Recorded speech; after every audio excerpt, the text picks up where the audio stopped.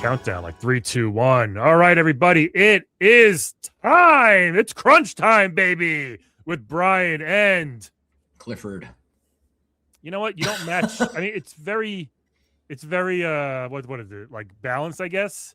I'm up here, you're down there, right in the middle. Boom. I gotta work into it. I can't just be like, what's up, guys? You know, like I'm like, okay, like when I'm dialed back, it's Clifford, and when I'm like excited, it's Cliffy. Yeah. Like I'm calling a dog. Yeah, I'm all fake. I'm just like, hey, everybody, welcome to the podcast. Yeah, how's it going in the front row over there, you know? Welcome, everybody, to the show. Thank you for joining us once again. Podcast is going great. This is our 4th episode, technically, episode 3, because we had an episode 0. And we're having some fun. You having fun? Yeah, I'm having a blast, man. It's hot as hell out, and I'm working on stuff. And I just came back from group therapy, and we did a vision board. This is mine. Nice. It's a lot to unpack there. Hold on. Can we make you the big one? Let's. There we go. Spirit of value creation, money game, candy, improving breath, and party's over. Very interesting. And then there's Dua Lipa in the corner. Of course, just kind of hanging out. Yeah, because she's awesome. But yeah, it was like you get a bunch of adults like sitting on the floor, like cutting shit. At first, they're all like, "This is going to be lame."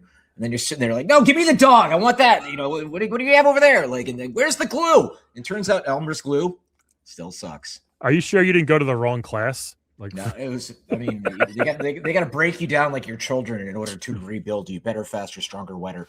Gotcha. If I'm in a super good mood today, we're recording this on Wednesday, May 20th, and last night was one of the best Knicks victories in NBA history. Yeah, I saw that. The Knicks actually came back from behind, or 22 down in the 4th quarter, and they won.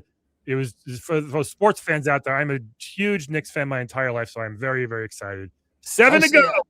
I was sitting in the kitchen, like it was trending, and I was like, and then I checked your socials. I was like, how come Brian hasn't posted about this yet? Because I was too busy whacking off after the game.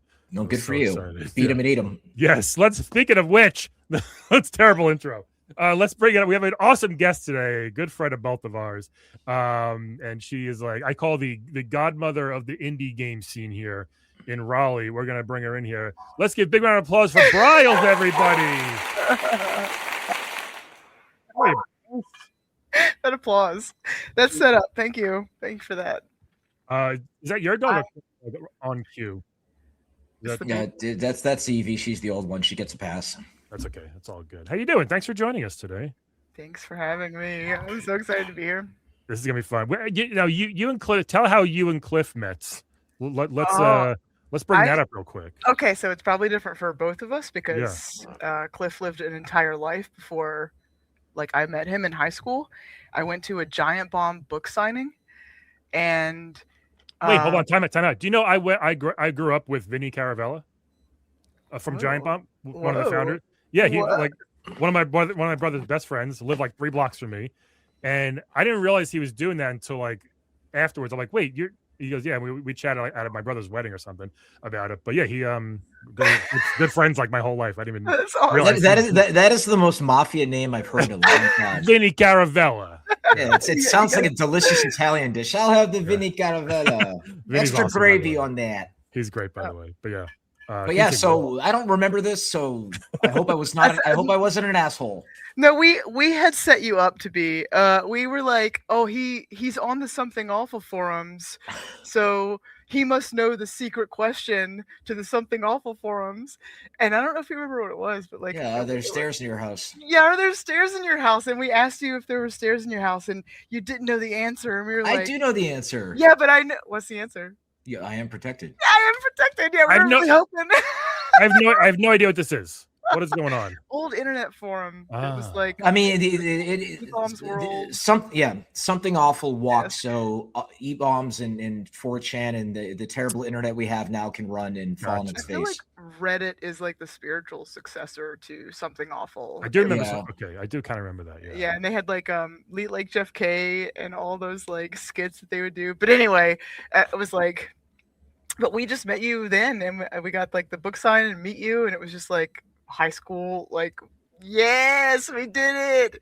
And then again at Epic, we worked at Epic. We had a little bit of an overlap, but it wasn't until I would go to cons and I would see you in my Gears armor and you would buy me whatever I wanted to drink. And it was at the time Crown Royal and Mountain Dew. And you were like, what a gamer drink to get. And you're like, all right, get her what she wants.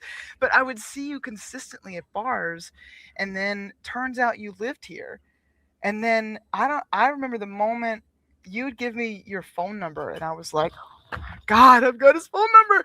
And then you were texting me when I was at my cousin's house on the way to Dragon Con, and you made a Ronda Rousey joke, and you were like, oh, did I go too far? And I was like, hell no, brother. I was just trying to be polite. And then I think we were friends after that. And then I started hanging out with y'all, and then I got to know Lauren, and Lauren is amazing.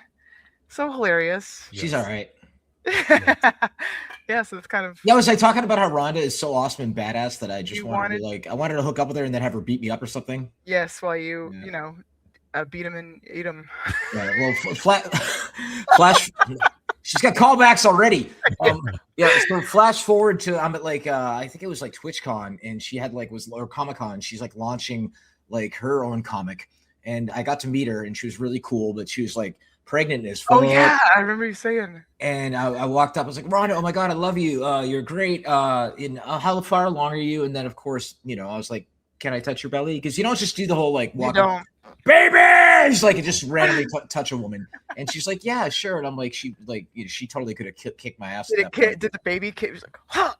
Yeah, the baby's like, get out of here, weirdo. Because like mother, do you want to tell the story about the party, Stephanie? Oh, which party? The Ronda Rousey party. My memory is fuzzy on that. Too much Crown Royal and fucking Code Red Mountain Dew, whatever you said. Do you remember? So we all learned that Ronda, she loves Pokemon and she loves Pikachu, and this is when she was actually it was her fight to Holly Holm, the infamous one, and we had a big old party. We're downstairs, got the big old TV, got the pay-per-view. Yep, and then I actually got like a standee life size of Ronda. Like, that's in your gym now, isn't it? Yeah. I saw that. Little motivation. And then we're all like, yeah, Ronda, and then just like Ronda just got totally dumpstered. And we're all we're like slowly taking off our hats, like tough win. Yeah. So, and then she did that fight with Gina Carano recently, which was a totally like I don't trust MMA and boxing these days. I think it's all just totally fixed. All that Jake Paul. I think many things are. They just get a payday, and it's like, oof. I'll take a payday to get punched in the face. I'll take $5 million. Right? Come on. Right. Or not Jake, Logan Paul. Yeah, people used to say like, would you let Tyson punch you for like $10 million? It's like, no, because I'll be dead. You'd be dead. I couldn't spend it. So, yeah, you're soft noggin. Out. But it opened like a farm fresh egg. Yeah. It really would. But think about your kids, man. I know, that's true. Well, they would be set for life, really. Yeah. Well, it depends on their financial manager. Yeah. Now we met. I forget how we even met. Like I feel like we became best friends instantly. It was an instant connection. Yeah. It was you went. I went to one of Cliff's shows. Okay. Or we went to go see a comedy show. We were there. Maybe it was the Retro Bits night. Oh. What? I think y'all had invited me out to do the Nope Challenge thing. The first Retro Bits? Was that it? I thought I knew you before that. Well, we had gone to lunch at that place next to Good Nights. Remember we were all sitting in that booth together? No, was I there? Yeah, because that's yes, around. Okay, that was after his first show. Yes, ever. Okay. So that's when I was like, oh, this guy's pretty funny. Gotcha. I get that a lot. All right. Oh, it's because you laughed at my jokes, really. Yes, I was like, oh, he's really funny. Awesome. Yeah. Love it. Whoa, my goodness. So, I was because I'm a big when people ask me what are you playing, sometimes I kind of roll my eyes because I'm like, I'm not playing Call of Duty, I'm not playing Zelda, I'm playing indie games. Like, and that's how I think when you started talking about that. Yes, you were into it. I was working on Cylinder. Yes, which I have, which I bought because of you. It's fun, and it's like, but like indie games is my jam, are my jams, and that is like your, would you say your life calling is promoting and loving and getting the word out about indie games. So tell us like how that start. Tell us about your background of gaming and how it turned into like, I'm gonna really focus on indies if you want, whatever you want to tell us. My mom gave me the controller, the Nintendo controller, when I was like 5, and maybe probably less than 5 because we were still in Clayton, and I remember the house vaguely. But she would hand me the controller at the Zelda bosses because I was good at solving puzzles, and so I would figure out how to beat the bosses, and that's my first ever memory of gaming. And then I got into Tetris, and then I got my Super Nintendo. It was like my dad, the Briles family, are mechanics, and then I got a Nintendo, an SNES in 1993, and a toolbox. And so you could see the path that I took, and it was games. You must choose. I love that. Yeah, I wish I had done more mechanic stuff. 67 Mustang on video games. Choose wisely. And now look, 30 years later, we have Car Mechanic Simulator. Look at that. Yeah. So we have that game. Yeah. But then I just got into gaming, like all the Nintendo consoles, and then I wanted the PlayStation, and I wanted Final Fantasy. I found Final Fantasy 8, and I was like, oh my god, what is this? The numbers, my brain. And then Halo, and then DDR, and then I had enough consoles to run my own gaming events at my house. My mom would let me take over Dad would probably just go somewhere. He would play Virtua Fighter a little bit. He liked Vanessa. Yeah, he'd play Vanessa. He's like, I don't understand why you're so good. Every day I try it, and you're just so good. And I'm like, what? But and Mom really loves Zelda and Tetris. And she was always like, when we got the Nintendo 64, she was like, Ocarina of Time, no one touches it until I beat it. Wow. But then she'd be like, here, you can do the bosses. And so I got to play anyway. But so I would run these gaming get-togethers when we were little. We called GGTs, and all my friends would come over, and one room would be DDR, one room would be like the PlayStation, one room would be Halo Land. That's awesome. Yeah, it was really fun. Yeah. And then I wanted to work at a place called On Cue, which was movies and games. And I thought I was going to be a movie director, but then I worked at Premieres Video, but then I got lucky and got Rhino Video Games, which is like a secondhand and like a store trying to compete with like EB Games and GameStop. Then they shut down after a year, and I immediately got picked up by GameStop. I did that and then cosplay for like 6 years, and then landed a QA job at Epic Games. Oh my gosh. I had to quit right then. The manager was like, if it were anywhere else, I'd be upset. Right. You better bring back a dev for a midnight opening. And I did. Yeah. And then with the cosplay stuff, I was cosplaying Sam from Gears of War. And it was my first armor ever, and so I was able to do stuff with Epic with like the armor, and then I got to do midnight openings with the armor, and then I left Epic in 2016, but I had my first taste of indie with a game called Battle Sloths. Oh, I remember that. You were plugging the hell out of that one. Yeah, that was the first time I had worked on a game and was like, hey, here's this feedback, here are these ideas, I think this, that, and they were like, oh, that's great, we'll get right on that, it's amazing, your ideas are amazing, you should be our community manager, social media. I was like, what? I had like a whole spreadsheet to argue with you for days over this, and they just did it, and then we got to have fun, and then after that I was like, oh, it's over. But I actually left game dev. Before that I worked at Puny Human. And that was another company that I learned a lot. I learned about Discord, and I learned about indie studios, and we contracted under many different studios. So I was learning how many hats indie devs had to wear. Yeah. Yeah, but that you weren't really a big fan, but you can say as little or as much as you want. Yeah, it's game dev is hard. Working with people is hard. But in the end, like, I was able to host a Christmas party for the indies because I was like, they need to know what it looks like, because Epic had these like amazing parties that they would treat everybody to. Well, the employees do, but I got lucky. Someone invited me one time, and I was like, the indies need to know this. And so we did a Christmas party at Puny Human, which was awesome. And then I was like, there's so many indie studios here. We could do an indie showcase event. And then Oak City Indie Games was born. in 2019. Then pandemic hit. And then I left game dev. I started doing social media work for like cosplay girlies. And then I learned social media. And then I came back to TX. And then that's pretty much where everything picked up again. I started doing indie stuff. Tell us about TX, the Triangle Interactive Arts Collective, which is that's your baby. Would you say? Did you form that? Did you create it yourself, or I didn't? It was created by. Okay. Yeah, it was already created. Yeah, Michael, Vince, and Kirk, they got together and they created TX. It's a nonprofit and it's here to like help game devs find a way into the industry. It's a way to help them, like indie devs, just anyone, all the knowledge that I've like gone through the years. I came to this group and I saw all these minds and these creatives. And I was like, oh my gosh, y'all are doing exactly what I want to help people do. I was so like pleasantly surprised when I found out when you told me about it, and I went to that first playtest night that I went to, and I was like, holy shit, this is awesome. It's just, there was like 20, 30 devs there just showing their games.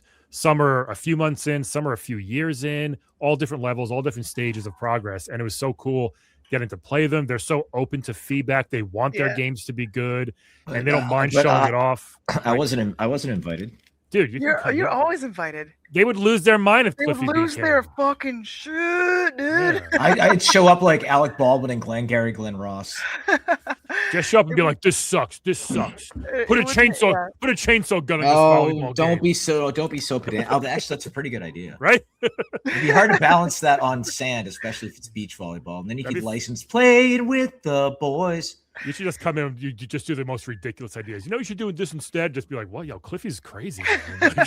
In hindsight, somebody making a game called Battle Sloths. It's like with the entire game, I never got around to playing it, but would it have been in slow motion? Like, I don't know. Oh, so no, it was like kind of like Sloth Vision where it was sped up. They all had like speed, so it was like super fast. And it's 4-corner. Do you ever play Choo Choo Rocket? Oh yeah, back in the day. It's kind of like that 4-corner style, and then everyone has weapons everywhere, and you just want to try and either steal other people's pizza or kill them and take their pizza, but you run over the map and you get pizza and you bring it back to your corner.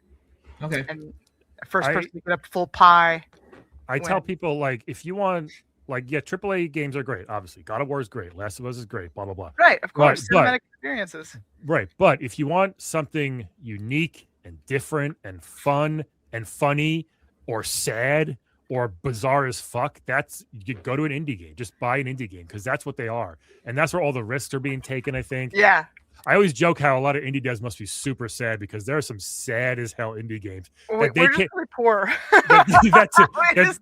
They use the game to tell their story, and I love it. You know what I mean? Like, it's really funny to see. But they make it personal, and they're melancholy. Yeah. Well, seriously, dude, that's what made Gears different, because it's a shooter, but the story's awesome, and like it's not like Call of Duty. No one cares about the Call of Duty story, I don't think. Like, I couldn't tell you who's who, what's what in all 15 iterations of Call of Duty. Gears, people know that story. Zombies.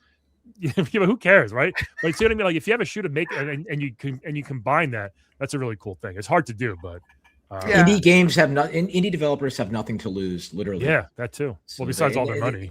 Well, yeah, but I mean, it's like passion, I guess. I saw a story about an indie game that looked really cool, and the developers spent all their money and all their time making it, and then it went to the bottom of the Steam, like, you know how they have like the front page and all that, because there was actually a bug in Steam, and it totally screwed them. Like, they're just like, they're a really cool game, just never got seen. Just heartbreaking shit. I've seen indie studios go under for so many different reasons. It's a lottery every time. Yeah, that's why I like the nonprofit is like, let me help you. Yeah. And there's so many indies being released every day. It seems like it's hard. Yes, and now that all the layoffs have happened, there will be more. Yeah. Thank goodness we have a showcase event to help everybody get seen. and when is that? You can go to triangleinteractivearts.org, by the way. And Oak City Indie Games, October 24th. I did it last year. I was there doing some stuff. It was so fun. The retro bits thing live was so good. So we could talk about the regular retro bits in a second, because we were all there. But the one we did last year at Oak City, you had the current devs either bring a game they used to work on, or they currently work on a game that there's just like a joke game they made, and we would just riff on them. Me and my friend Shane. It was really fun, and we had the dev next to us, cracking jokes, and it was a very, very, very good It time. was the most packed panel that we had that day. Hell yeah. But retro that's the next level of retro bits, right? Like take the game Live? and riff on it in front of the developer. Yes. Yeah, that's Cliff, if you want to come next year, you have an invitation to any of my events for real. I can just tell you when. We had a very fun retro bits last week down here in Raleigh, which is my video game comedy show where we riff on bad video games. Or good ones.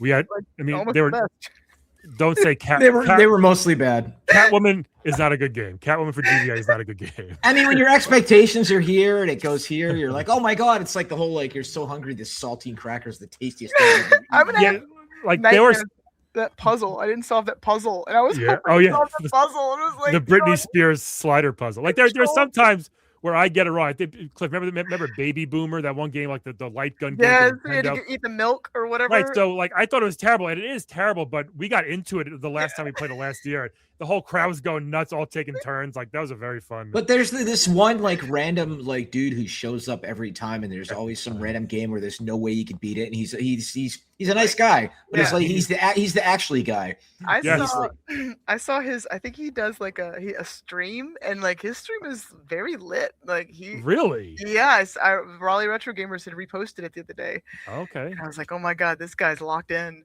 He knew how to beat the first level of Bebe's Kids, which nobody knows how. He was like the uppercut, duh.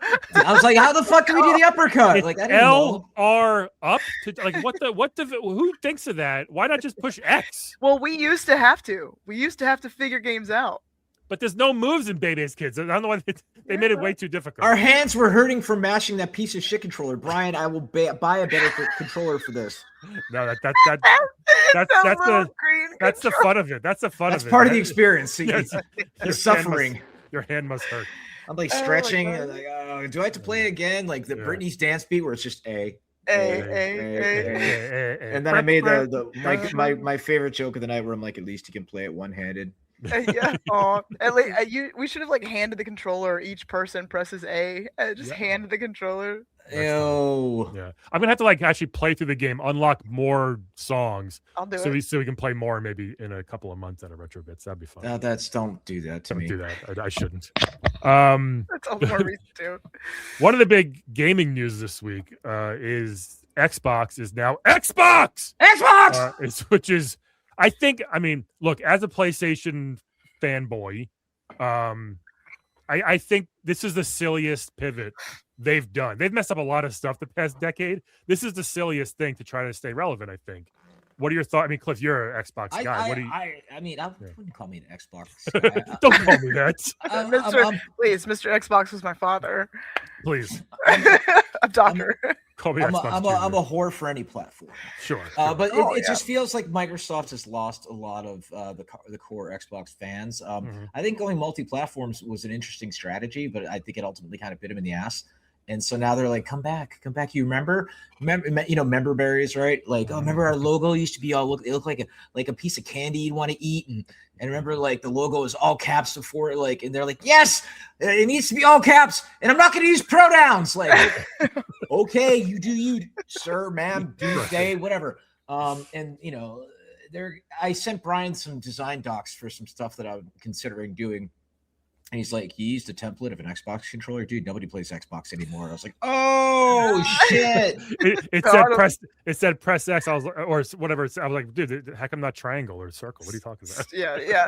Lighter black. The time came to play Pragmata, and I didn't feel like buying a Switch 2 yet. And I was like, oh, I can just get it on my PC. And then I have my controller with it, and I unplugged my headphones. And I was like, is this just gonna? And I plugged it in, and it actually fucking worked. I was like, oh my God, it's a Christmas miracle. Oh my gosh, yeah. Pragmata is fucking awesome. I have notes, but yeah. So I think Xbox is backpedaling hard, and I'm dying to see what they show for Gears in the early June showcase. I think it's going to be very interesting, and all the Gears fans are like, "What do you think?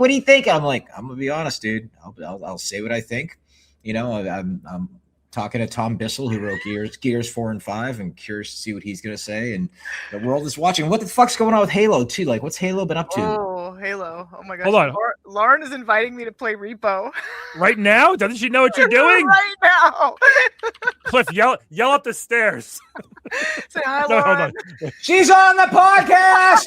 He takes his headphones off and leaves the mic. That's so funny. Well, hey, Steph, wait, real quick. yeah. Real quick, I had dinner with Demond the other night, and Demond is the man. We love him. And I was talking about like repo and are we there yet and all that. And apparently the term that people are using for these games is friend swap. Friend swap. Yeah, they're friend swap games. So speaking of like indie games that are really good, dude, when Lethal Company came out, it changed the landscape of gaming again. It was like, oh, so now you've got Landfall made content warning, and then we got, I can't remember the devs for Repo. And then after that, these other games started like kind of the same, like Peak.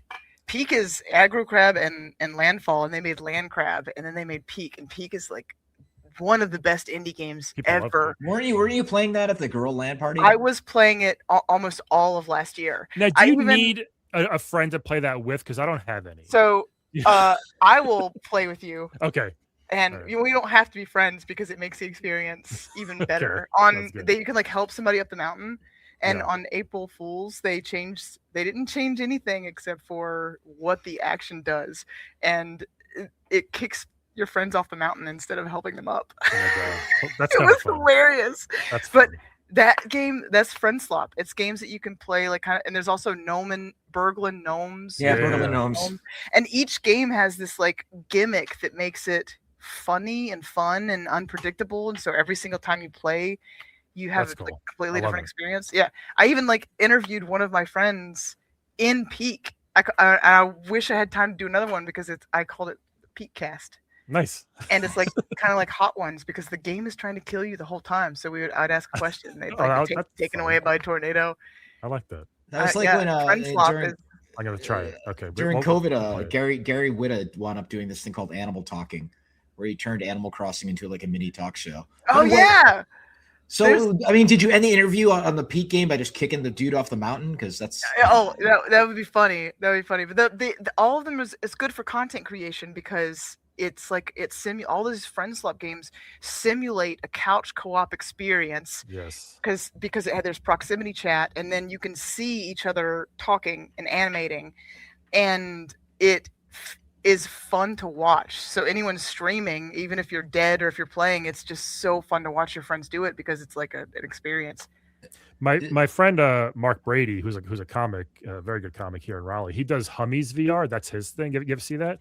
It's hysterical. But they go into VR in a game, but then just like talk and do silly things with each other, and that's kind of like the whole point. It's great, but this seems like similar as far as like talking in a game and just doing funny dumb stuff is great. I love it. Yeah. There's someone who made a sitcom out of Peak. It's funny. Really? Yeah. That's cool. I'll show you the world. Yeah. I'll show you both. It's funny. With y'all. Lauren plays I think it's Arc Raiders, where it's one of those like with Prox chat, like are you friendly, are you not, are you friendly, are you not? And she meets new people, and her first question is, if you eat a papaya, do you shave it or do you eat it with the hair? And people are like, what the fuck? And like she tries to do the whole friend thing. She's got like Brie or you with her, and it's like the second they can detect that it's like a woman, they're like, die, motherfuckers, And I'm like, 99% of the time it doesn't end well. When I played Counter-Strike with Lauren, we were talking about this the other day. I got hit with the R word. I was like, oh my gosh, Counter-Strike's. Yeah, no, it's coming back in full force everywhere online. It's like, dude, really? Stop it. Take any word. The more you tell somebody they can't say something, the more they want to say it. Yeah. Now, Cliff, can we backtrack a second? I want to get your thoughts on the Gears stuff. Like, let's get real for a second. How do you feel about the Gears? Or if you don't want to talk about it, it's fine. But can we talk? No, that's fine. Like, yeah, I know it's like we've talked about it one-on-one, but on the podcast, I think people want to know what are your thoughts about it? Kind of making a comeback, and the new one's coming, and all this stuff, the anniversary. Like, what are because you're not involved anymore, which people think is crazy, and so do I. But what is give us your thoughts or some ideas about it. I think 4 and 5 leaned too hard into now it's the younger, more progressive crowd, and I think the internet was like, yeah, fuck you. And there's some interesting things there in regards to who's Kate, what's her lineage, all that stuff. I did not like the Swarm. I thought they were just kind of generic. I played through 4 and I played half of 5, and I can't really recall any of the enemies from the Swarm. No offense. And the kids didn't want to fight robots. It's no problem in Pragmata, because that's the entire point of the game, is robots gone wild. I'm like, Diana, hack that motherfucker. Brrr, shotgun, blah, blah, blah. Hopefully gonna finish that tonight. And the thing is there's so much with Gears where they could have gone in interesting directions. And I wrote like a 2.5-3 pager on my public Facebook, and the response was 90% just, wow, that would have been really interesting. And I'm like, whatever, it is what it is. Because at the core of it all, make each game about something on like the next level. They double down on Kate's lineage being of Locust origin. That's cool. But there's just so much more that they could have gone in the direction. And I think, they're kind of doing a bit of a reset by doing E-Day. Yeah. And, when in doubt, if you've been painted yourself into a corner narrative wise or anything wise, same thing with Marvel and DC, go back to basics of giving the people what they fucking want, Yeah. Okay. That's awesome. And it's funny. Lauren and I, we started watching the new season of The Terror, The Devil in Silver, which is actually really good, about a guy who's stuck in this insane asylum against his will, and what's behind the silver door, and is he drugged up or is it creatures? It's really, really good. And we watched season 1 about a bunch of guys kind of like in an Arctic expedition, and there's a creature stalking them. That was good. Season 2 we just finished last night, and it was called Infamy, and it started off with a bunch of Japanese people living in an American village in Southern California, and they were like right around a Navy base, and there's a bunch of American dudes and with their Navy outfits, and I'm looking at the date, and I'm like, I know where this is going. And George Takei is in it, and it's Lauren's like, wait, because two of the Japanese characters are sitting, there's a calendar behind them, and it says like June 6th, 1944. I can't remember if it was the 6th or the 7th. And I'm like, yep. And then the alarm sounds, and then they go over the internment camps. And the whole point is there's this ghost that's kind of stalking the family, and there's some family lineage things with the ghost that's pretty interesting. It was okay. But at the end of it, there's a bit where George Takei is being served some food by one of the ladies. And he's like, did you cook this yourself? And she goes, yes, I did. And he goes, oh my. Oh my. I think he's he's contractually obligated to get that into everything he does. Okay, yeah. And that's the thing. It was like seeing Ed Boon's cameo in Mortal Kombat 2. Like, you and I are like, we're like, oh my God, and that's sometimes, even if it's just a little Easter egg, giving the people what they want. So people walk out of the theater like, did you know that was Ed Boon? You didn't? Loser, that kind of thing. Yeah. Nice. Girl boss. But yeah, real side note, we went and saw what do you call it? Obsession? I am obsessed with it, and I want people to go see it with me again. Yeah. Is it scary? It's scary. It's got its jump scares, but it's also got like the little creepy, unsettling bits. Yeah, I don't know if I could do that in a dude. theater. But I was sitting next to Stephanie, and Stephanie's a movie reactor. I'm like, Jesus, you're scaring me more than the fucking movie. Yeah. One of my friends texted me. He was like, I really miss watching scary movies with you. And I'm like, yeah, I'm like the audience for it. Because that one part, my visceral reaction of just like screaming, and then I had to like catch my breath. Was that the car scene? Yes. Oh my God. I can't stop thinking about it. It's like, Brian, you're not gonna watch it, bitch. I probably won't. I am a bitch for that. Yeah, I'm too scared. There are moments that picture Brian's like 6'8", sitting in his bed, like just too scared of these things. You're like, I love the sound effects. I was like, is somebody tapping a mic? Like we are watching Widow's Bay though, which is very cool. Yeah, it's not getting enough buzz. It's really it's on Apple TV. It's good. It's creepy, but it's got some funny parts, some scary parts. But you gotta do. We're in the elevator, Brian. The elevator's going down. Go. What do you mean? Elevator pitch. So this mayor is a mayor of a town off the coast of Nantucket, and like it's got a weird history. Most people think there's some fog coming in and there's zombies and some weird shit, but he doesn't believe it, and he's trying to prove that he wants to get more tourists to the island. But some locals are like, no, it's really bad. Yeah. That's cool. It's a Silent Hill. There's some vibes there, yeah. Also, John Carpenter's, The Fog. Stephen Root's in it. He plays one of the local townies. Yeah, he's from Barry. Yeah, he's from Barry great. is how you. That's the first thing that comes to mind when you think Stephen Root is Barry. I mean, I get it. It's fine. He's so good in Barry, but also the first thing. They're both so good in Barry. The first thing is Office Space. Yeah. Office. Yeah, that's also my first. Yeah, it's actually like Stapler. To be fair, the first thing I did think of was True Blood. Oh, was he in that? Yeah, he's a vampire in that. Stephen Root? A vampire. Yeah. Nice. Yeah. We used to watch that. I think we stopped. I think we kind of jumped on True Blood. After like the good bits with Eric Northman, you can tune out. Is that that big hunky dude? Oh yeah. Yeah. Oh, speaking of hunky dudes, Stephanie. Yes. Go Briles. on. You have one Me? for me? So we're all hanging out, and Briles is on her phone, and I didn't mean to. I did look over the shoulder. Yeah, here we go. That's Silas. He's hanging out. Is that your AI boyfriend or something? Yeah, I wish they were AI.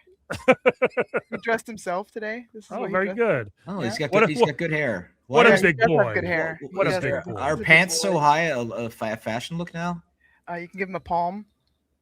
Oh, nice. A palm. You're an adult. You're an adult. Are you? Did you just try and cup his? Oh, who's a good boy? Scratch his chin. Nope. Is he kissing or licking your? What? He bit your hand. Hold on. For people if you're watching on YouTube, you'll get it. If not, this is super boring. But we'll do one more YouTube bit right now because Cliff have been talking about this for 3 days. It is this thing right here. If you're watching us on YouTube, what the hell is this? You sent this to me. Oh my it's God. a girl skydiving with the biggest pubes on earth. Azure Lane. Now watch what happens to the banner. Watch where does it go? Where does it go? Oh, did it lock up? It froze. Where'd it go? Her boobs ate the banner. He saved it for later.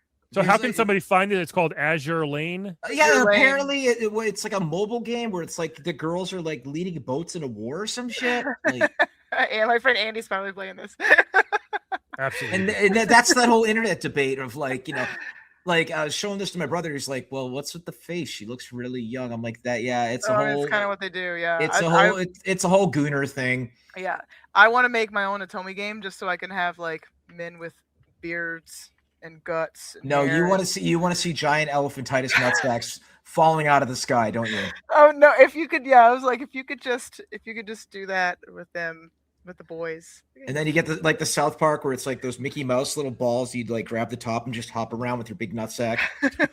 Yes. It was Tanuki, the Miyazaki movie. I didn't see it. Does that happen? There's one with raccoon. Well, the Japanese version of a raccoon, which is like Mario had the Tanuki suit. But how are you transitioning from elephantitis nutsacks to Miyazaki? Y'all obviously have looked this up. Look up Miyazaki Tanuki movie, and they travel around on their gigantic beanbags. Really? Sometimes Cliff, he's writing it down. He's literally like, "I'm gonna look this up later." You're locking it in. I can see it. You're like, I don't need to write it down. Unbelievable. Let's change topics. We have it in the theater. We have some. I asked on our Instagram what are some people's favorite indies, and we got a bunch of responses. Oh yeah, I'm gonna yell some off. I hope Peak was number one. Peak, you said Peak. No one else did. But you did. There's a couple of commons, a couple of like never heard of, but Balatro obviously knocked it out of the park. Yeah, I wouldn't call that indie at this point. Well, it was. I mean, when it came out, it definitely was. What Becomes of Edith Finch? We got Vampire Survivors. Oh, Cuphead. Yeah. Is Cuphead was Cuphead indie? I guess it was. Indie. Cuphead was one of those indies that got lucky. Yes. Some of these, yeah. And it was amazing. Hades, Untitled Goose Game. I didn't love Untitled. I think I'm wearing my my Super Giant Games from Pyre today. I think Goose Game got a little repetitive pretty quickly. Like I get it. It was a fun idea, but after a while I was like, all right, that's all. Whatever. Wait, which Goose Game is this? Is this the Untitled one? I can't say. The one where the goose just grabbing knives and running Untitled. around? He's just being annoying. Yeah, you're just an annoying goose. Yeah, I think that was fun for like 5 minutes. Yeah, I think it sparked another era of games. Yeah, there's one game called Thank Goodness You're Here, which is one of the funniest games I've ever played. Thank goodness you're here. It's a British game. Matt Berry's in it, so it's like one of the top 5 funniest games I've ever played. And then you know what? And that's a cool thing about indies too, is that AAAs aren't funny necessarily. Like they're interesting and great, but if you want to get a funny game, then you got to go to indie. I think West of Loathing is one of the funny. You ever play that? It's a stick figure RPG. It is one of the funniest. If you could just hand me this list after yes, we're done. West of Loathing is so funny. Thank goodness you're here. And I think it all starts, and Cliff, you'll probably agree, it really starts with like Monkey Island, like as far as being just fucking so goddamn funny, that game. And like comedy's hard to do, as you know, but in games it's exponentially really hard for Ryan. I'm trying. Dude, that wasn't negging you. I know. I was. Any opportunity. I'm telling you, this is somebody myself who's bombed quite a bit. Those old point and clicks like Space Quest, like the Sierra games, and Freddy Farkas Frontier Pharmacist, but also the LucasArts Maniac Mansion and there's something funny about like those little pixelated characters with their mouths flapping and then the little text dialogue and their timing. Do you remember Monkey Island 2, I think, had the spitting contest? We had to be like, oh man, fool, right? I love that they've remastered those. If people who listen, if you have not played a Monkey Island game, please go play them. Use a guide because they're pretty hard. Like those point and clicks back then were, I don't know how they figured that. They're so hard, those things, but they're so fun. And the script and dialogue and story is usually absolutely hysterical. I love those games. Well, Ron Gilbert came up with those games because he went and did Pirates of the Caribbean. And he was like, I wonder what it would be like to just get off this ride and live in this world. And Guybrush Threepwood. Oh, and Sam and Max, the dog and the psychotic rabbit. They're hysterical. Mm-hmm. They're so fun. But those we also got Beat 'em and Eat 'em was submitted as a great indie game. How did they know? MechTech, you want to give MechTech a quick plug? MechTech is one of the games that's created here in the Triangle. He moved here and then found Triangle Interactive Arts Collective, and then he just had a successful Kickstarter. Yeah, it's made if you like little MOBAs. It's like a deck builder MOBA couch co-op game. And don't let MOBA fool you because I don't like MOBAs. No, it's like But this game is so fun and creative. It's great. What's a version of a MOBA that I can say without the stigma of the word? That's a good idea. Kind of like Heroes of the Storm was like that. It was like actually fun. It was like not. Yeah, I never liked MOBAs that much. Yeah, that's why I'm worried. But this game is not like at all. I wouldn't. No, it's not. Yeah. More like an RTS. Yeah, but you join a league match and they're like, "What the fuck are you doing? You should be jungling." You're like, "Jesus Christ, I'm sorry." There are all these rules. Yeah. Here are a few more. Oxenfree, love that one. And we got the usual Ori and the Blind Forest, Brage, the Shantae games, Bastion, Temtem, sledding game. There's a game called Cool Story Bro. Cool Story Bro. But yeah, so we got a lot of good suggestions from the cool. No Nope Challenge. But no challenge is there. Nope challenge. I tried the Nope challenge, and what I last 9 seconds. 3 seconds. God, I was what got you, Brian? The fucking spiders attacking me. Yep. Wait, so Stephanie, do you want to explain the Nope challenge? Yeah, Nope challenge is like a psychological horror game, and it's like in virtual reality. In VR, so it's for psychopaths. And I am one of those, but I gave it to you. And it's like it'll challenge you to do things like pick up spiders and climb, and you're being like chased, and you have to solve puzzles. But I put Brian in the one with the spiders. And that one it's always fun to watch people get scared. I really think it was probably, you had the foot. I was probably I didn't think I made past 40 seconds. No, but it was fun to watch. And I was just like, I'm like, no, I'm done. Yeah. I took it off. I'm like, I can't. I'm going to. Well, you're seated, right? And then like they all. No, I wasn't. I was standing. That's why I was running around in a circle. Dude, get it off me, man! The Five Nights at Freddy's and the Roblox kids love it. They love this game. They are in the reviews going like, "Oh, I have this idea for a challenge," and it's like, and apparently in Roblox they're doing amazing games with like actual like kill animations and like intro outro animations, and it's like, whoa, what is happening? I had no idea. Ridiculous. I had no idea. I want Nope for Thanksgiving dinner. You want Nope, just Nope at all, the concept? Like, please don't make me do it. You're at Thanksgiving dinner and your racist uncle starts talking. You're like, nope. Oh, yes. And just put him in the headset. Like, go fight some spiders, Grandpa. Or you can just... I was talking about Nope putting you at your Thanksgiving dinner. Yeah. And then you have to sit there and the turkey's dry, and then you're like, there's no fucking cranberry. I'm like, fuck this, I'm going to the beach. Nope. That's what I was gonna say. You put your headset on. There is a breather space. You nope out. You're like, no, I can't do this. Brian didn't even. If you capped it like 3 times, then it'll be like, oh, I'll take you to this breather space, and it's like, oh, there's a island and. Did you guys ever do the walk one where it recreates that tethered walk between the World Trade Center towers, and you're supposed to walk from point A to point B across? Is it not that, but there's a climbing version. There's the plank challenge. It's called like, is that what you're talking about? It's similar to that. Yeah, because the plank ones, there's a puppy at the end of the plank, I think, and you're supposed to like go out and rescue it or some shit. Oh, jeez. That's the one where they would like literally like the gimmick was that they would literally put a plank down. But no, ours is kind of it like plays on the limbic system. So you think you're high, but most of ours is like jungle gym type climbing. Situations. I guess like the only VR game that's done really well besides Beat Saber these days is that I Am Cat is really good. You're a cat. I played that. I think they just released that Ninja Turtle VR I was doing game. the VR Villa stuff. I saw that, Brian. But it's not for PSVR 2, which is what I have. I'm hoping they release it for PlayStation because I would love to be a Ninja Turtle finally. A Ninja Turtle? Which one would you be? You'd be Leonardo? Probably Donatello. Donatello is the best one, obviously. Thank you. He was my first figure, so I kind of have a slight lean towards him as my favorite because he was the first figure. He's a nerd, and he's the color purple. Yeah, I like Raphael. Briles, did you see Brian's art exhibit behind his head? I do. I see it's the not lollipops, but popsicles. Ice cream. Yeah, the melted turtle ice cream pops. They're iconic. Yeah. Instead of like, do you like wish yourself luck every day and you just give them a lick, one each? I put a little scratch and sniff on them, and that's why it's weird that I do lick them because it's scratch and sniff. But but scratch and lick. Scratch and lick. It smells like sewer. Let's want to do a couple of fan questions, Cliff, that we got. And as long as they're not fucking Gears related. No, they're not. Okay. We can all sort of maybe answer this first, but someone said, is there a memorable moment before stand-up where you had a whole room laughing? We could do this for any moment. Of course, I'm always making people crack up, you know what I'm saying? But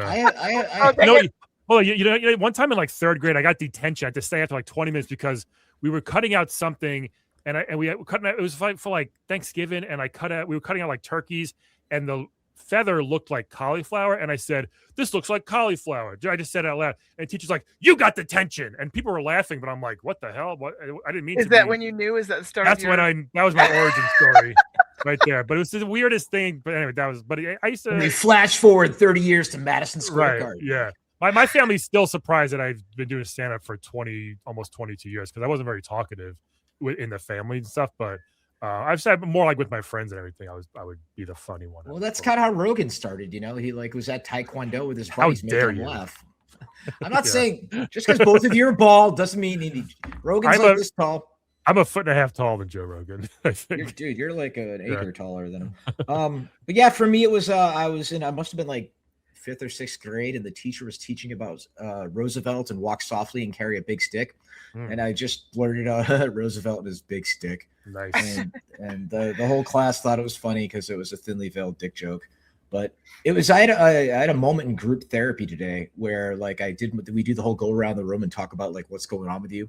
And the host, the main therapist was like, "So do you just like test your stand-up in group therapy?" And I'm like, "I just talk about shit that's going on throughout my life." And he's like, I'm like, "Well, I guess I did kind of pay to be here, so it's kind of like having an audience that paid to see your comedy show, because when it's an open mic, they're not paying shit, and it's local stand-up comedians that don't like your stuff, and you can't tell which jokes land and which ones don't." So you gotta do it in a group. Already a bitter comic 3 weeks in. I love that like my abstaining from drinking might actually make me funnier somehow. Oh yeah. Thoughts on the Black Eyed Peas, the food and the group. Briles, you want to take this one? Oh, Fergalicious. Straight up. Great shoes. Very comfortable shoes. Any Fergalicious brand of shoes the heels.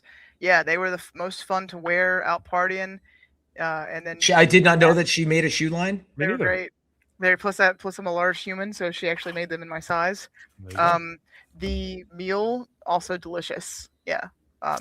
Probably 10 out of 10 on both. Wow. I do not like the food. I thought Fergie was like gorgeous before she got a lot of like the Botox stuff done. Like early Fergie is like was really. But I have this thing. So I'm a big De La Soul, Tribe Called Quest fan. People don't know Black Eyed Peas' first album is very good.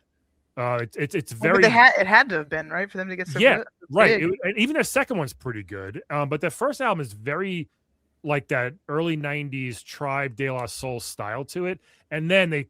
You can say they sold out, but hey, will.i.am saw an opportunity. What is selling out other than like doing your job and making money? I don't understand. Right, like they went because they were like really good rappers with great production and went to this kind of corny dance shit. You know what I mean? Yeah. So and they changed a lot, but whatever. But their first two albums are actually really good. I'm gonna go back got a feeling.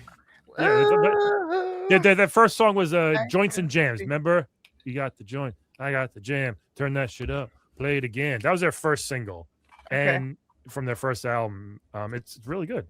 Anyway, I will look that up after this. Yeah. I love how Fergie turned a song about eating her pussy into a shoe line. I'm not wrong. Come on, was Fergalicious about her ice cream line? No, I didn't know it was about her puss. Yep, it's a big salty sarlacc pit. Well, I mean, I guess like in the brain, right? When you've got that like foot thing, it's like it just the wires across just a teensy bit. So yeah, it's Lauren's on wikifeet.com and she has 5 stars and she's like, bitch, I'm not even getting paid for this. I'm like, 5. She got them 5-star feet, millions of views. Open up so Fansly.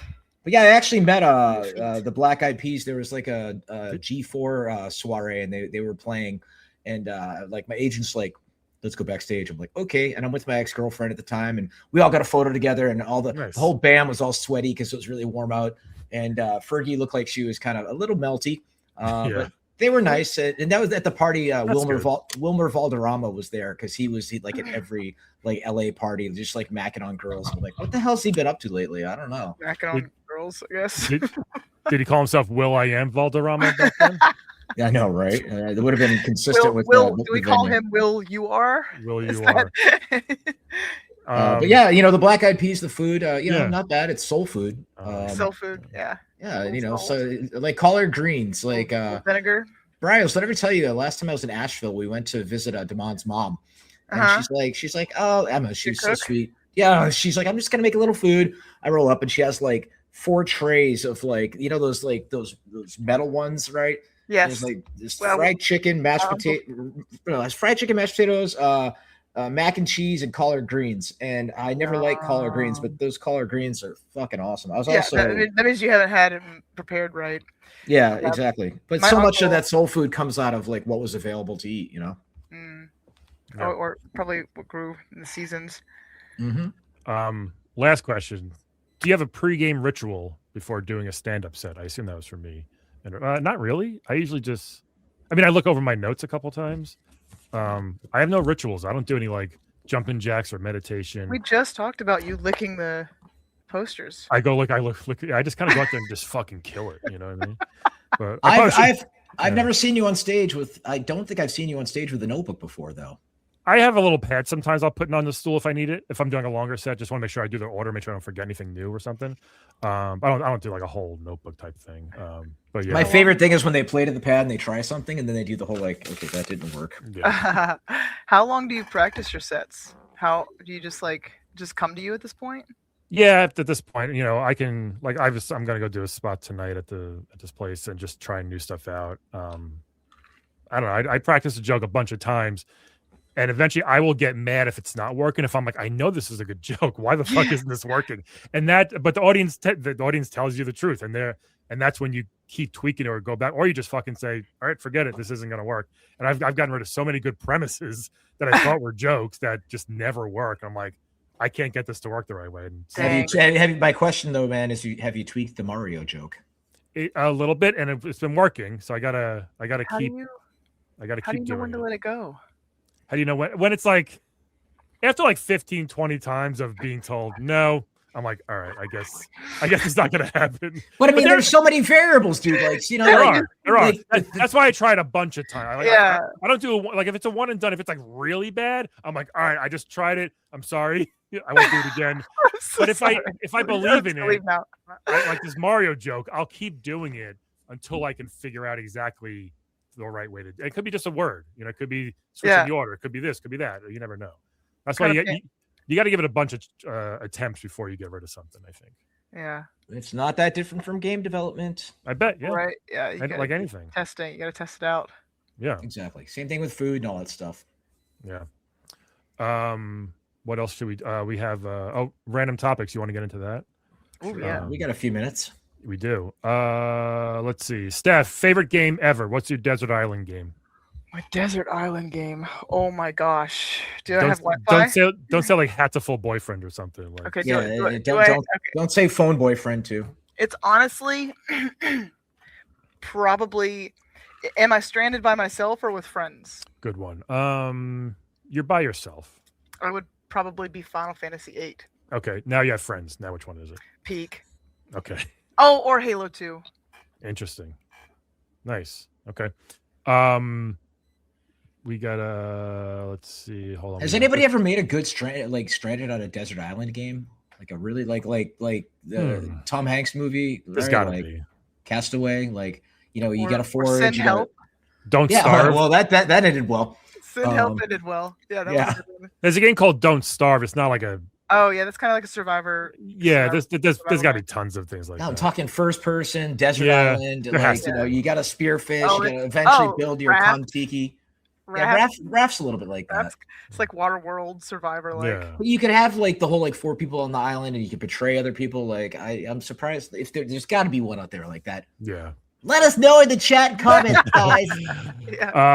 Steph, pick someone who's never played an indie game before. Pick one indie game. What would you suggest to them if they're just like, "What's an indie game?" You'd say, "Take this and play it." What do you have a good suggestion for them? Gosh, right now I want more people to play Outer Wilds because it's just such an experience. But if you don't like locking in for hours of time without anything happening, then I suggest.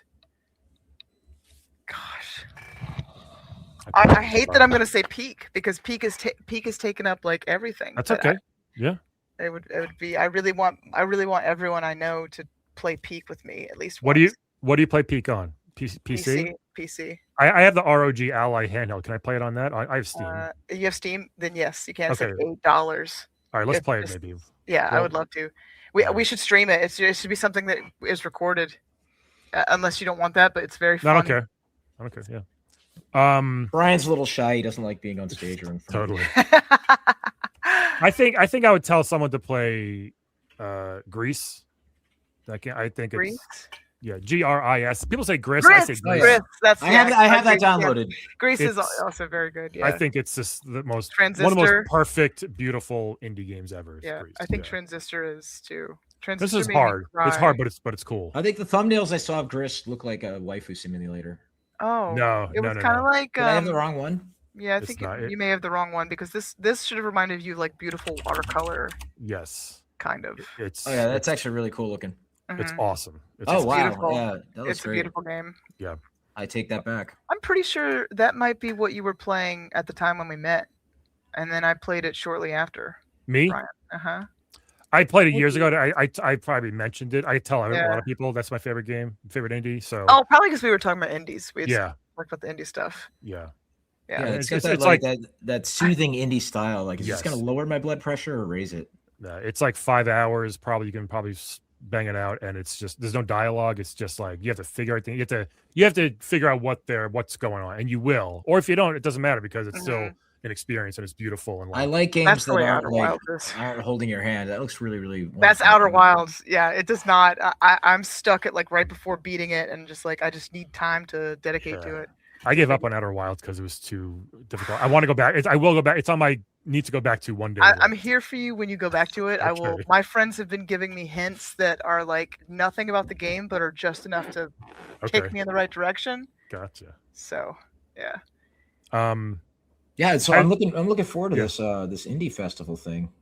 Oh yes, I am too. I'm doing so many, like all the conferences here in Raleigh, Future Fest, Serious Play, the North Carolina Museum of Art. They're doing a game dev exhibit or experience for the first time. They have like reached out to TIAC and they're like, "Can you give us indies?"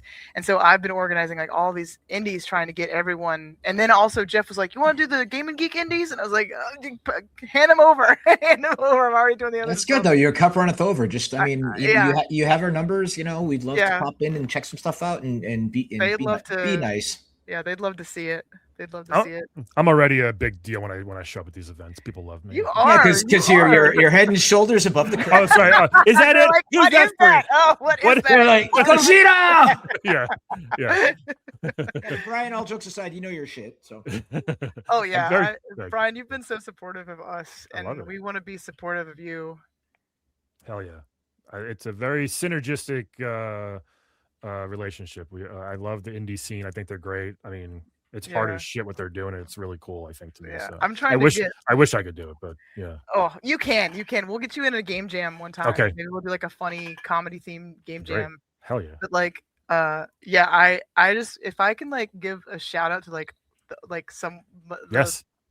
I am doing also on top of everything. I've started doing social media work, and I started with 2 companies I'm really excited about. One is Carolina Kitty Con. They're a literal cat convention, and it's happening in June 20th, 21st. And then there's another company called... Don't invite me to that. You don't have to go because you'll leave with Lauren will come home with a kitten. Cliff, you're so invited to Carolina Kitty Con. I'm extending a personal invitation. No, you don't have to. You don't have to. But another one is this. Versus is tell us about this.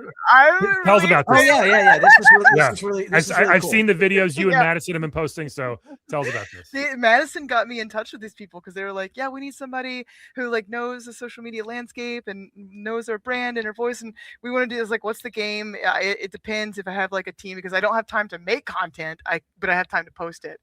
And I got in touch with them, and it's his name is Carlos. It's Carlos and Michael, and he was like, oh yeah, Madison like gave you a number and you seem like a perfect fit. And he's like, we used to do this video production company, now we do this game. It's a card game where you have to read lyrics on a card to somebody and they have to try and guess the song without music, and it's hard. It's so hard, no one guesses it.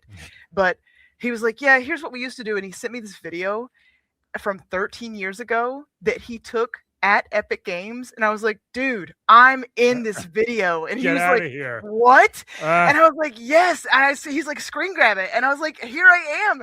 I was like, I can't believe this. This is like the universe speaking to us. That's crazy. And then I got on Discord, and another friend, the first game dev I ever met, Keith Gadara, he was part of he was Red Storm, Ride or Die for so long, and now it's just gone. He's at the Mighty Rabbit group now. But anyway, he had sent me out of the blue a GIF of my face from that video, and I was like, is this unprompted? What the hell is happening? So I tell Carlos, and I'm like, you're not gonna believe this, and it was just super cool. So anyway, yeah, I'm excited to hang out with them. They have puppets. They are like, they want their social media feed to be like MTV and VH1, and we get to have so much fun with it. Anyway, I'm really excited about that. Get them a booth at Gaming Geek. I want them to come interview people. I want them to use the puppets to interview people and ask them the questions. So it's basically, because I've seen Madison do these clips where she's like the marketing manager or something. She's great. The event planner. Yeah, she's got her hands in like everything too. She'll just like read lyrics to something. It's like 1, 2, 3, 4. Snoop Dogg and Dre at your door. It's like just like a random lyric, and it's like when you hear when it's just read to you with no emotion or music, it is hard to find out like what's. Wait, I know this. I know that. What is it? But it's a pretty funny idea. My suggestion was to read it like an iambic pentameter, or like 4-7 booties. Oh yeah, that'd be funny. Yeah, just to make it extra hard. Yes. My wet ass pussy, wet ass pussy. What art thou going to do with all that junk inside thy trunk? I saw a Shrek one today that was just like, hey now you're an all-star, hey now you're an all, and just repeat over and over and over. It never got past the lyrics. I want to see Tom's Diner, because I did that at karaoke and realized how dumb of a song it is. You know, it's like 3 minutes of you gotta test it out. Yeah. Go to 10. it went viral. That guy who did karaoke, but he just did tequila. That guy was amazing. So that He actually went on America's Got Talent with that. Yeah. Tequila. And he stood there and he deadpanned it like dead on. He's just like, and the host loved it. Yeah, shit like that. It's funny once, but like it makes you annoyed that they're on America's Got Talent. Like that's not a Vegas show. What are we doing, people? Are you just upset that you didn't think about it? A little. It's from the people who brought you Hakta. Right? Yeah. Little Haktui. It's ridiculous. So Steph, where so people can you have a lot going on. TriangleInteractiveArts.org is the TIAC indie game scene here in Raleigh. You can find out about us, our co-working space, our game jams, our playtest nights, our outings. Even if you just want to come hang out Thursday nights, we have a physical office space at the Frontier 800 building, and just hit us up. Yeah, but you have to actually wear this outfit if you. You have to jump out of a plane and shake your boobs. Like the helicopter gif, the helicopter game I sent you the other day. Yes. I couldn't believe that crossed my feed. Oh, yes, I can. But, but imagine if you was turned around and something else was a helicopter. And then I've seen that animated gif. People can follow you at Briledozer, Brile Dozer, Briledozer, on Instagram and all that on everything pretty much. Right, everything. Yeah. And you are doing amazing stuff for the indie scene, which is so cool. So. And I feel like I played some games that were just so much fun at the Oak City, and I think so good. I feel like Mech Tech is a game where it's like this could have been made anywhere, and it's going to succeed. It's such a if it catches on, if lightning strikes in, like because it should. I hope it does. Like if people find out about it, and if it gets a push by the right person or whatever it is. Hopefully it takes it because Sam he's really good at social media. Yeah, good. Sam makes games. The nicest guy. He's awesome. So nice. They're all and he did the best video for Oak City Indie Games last year. Yeah. And then the person who made Drift Boom Boom, Tim, that's Team KD. He's like sitting right next to me here in the office, just like there's like devs here all the time. That's awesome. And he was doing like Oak City Indie TV stuff. There are people here who just like do such creative work. I love it. People reach out if you have any indie questions and follow Briles and all the TIAC stuff. TIAC has a Instagram as well, right? Yeah, it's like either TriArts or you can look up Triangle Interactive Arts. Yeah. And Oak City Indie Fest. Yeah, Oak City Indie on everything. Yeah, so check that out too. That's October. If you're in the Raleigh area, please come. It's cool. I wish I could shout out every single game that was there. We do have Steam lists. We have a Steam list and an itch list of like everybody that was there. So I bought a couple games. The one I played a lot was Watchword. Yes, I play that so much. It's like Balatro, but with like Wordle and mixed together, and or Scrabble. There's someone here making another word game like that kind of. It's called Jibber Pop. Yes, I actually saw you post that the other day, or someone did. Yeah. But I love stuff like that. I was very addicted to Watchword for a good couple of 2 months after I was still playing. That's awesome. They had candy at theirs. Everyone had the most creative things at their booths, and they had little bags of gummies that were just words, little letters. Love it. Hi, Dad. Cliff, any Cliff's hangers for us this week that you want to leave? Hangers. That you want to leave people with that we talk about next week? I'm looking forward to seeing how let down we all will be by the series finale of The Boys tonight. I watched it earlier. By the way, I won't. We're seeing a trend where Game of Thrones final season. It's that meme where they show the horse being drawn, right? Yeah. And then Stranger Things. It gets the line. It gets because the creators are just fucking wrap it up, right? Well, with Stranger Things, they fired divorced their writer. Funny how that works. It should have. Yeah, there's so much like Stranger Things should have ended where they were shotgunning Vecna and the cop was like beheading the whole Last of Us looking creature and shit like that.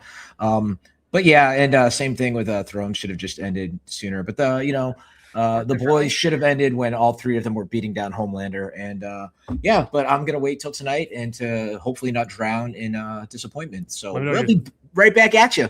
Yeah, let me know what you think. I enjoyed it. I'll say that. That's all I'll say. Okay, I trust your taste. So bad, then. Yeah. Oh, I guess. Oh. Are you doubting Brian's taste? Come on. Any chance to neg? Any opportunity? You know what? I'm going to end this show right now because of that. This is. Gotta keep him in his place. And meantime, I have to go back and defeat number 8. Very excited to be spoiler, I met that girl in Pragmata, and I'm like, with the cat, the whole 9 yards. She ain't up to no good. I have to get it.